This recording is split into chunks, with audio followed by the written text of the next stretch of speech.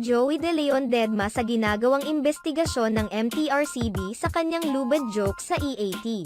Hindi natatakot at naninindigan ang batikang komedyante at EAT host na si Joey De Leon na walang masama sa kanyang lubid joke sa gitna ng ginagawang imbestigasyon ng MTRCB sa kanyang joke sa Gimme 5 segment ng EAT. Hanggang ngayon ay hindi man lang nagbibigay ng anumang reaksyon si Joey De Leon sa kabi-kabilang pambabatikos sa kanya ng mga netizens dahil sa kanyang masamang biro.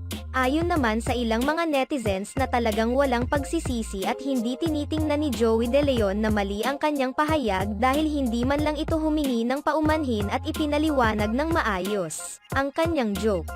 Taliwas ito sa kadalasan na ginagawa ng TVJ at EAT hosts na agarang paghingi ng paumanhin sa kung nakakagawa sila ng pagkakamali.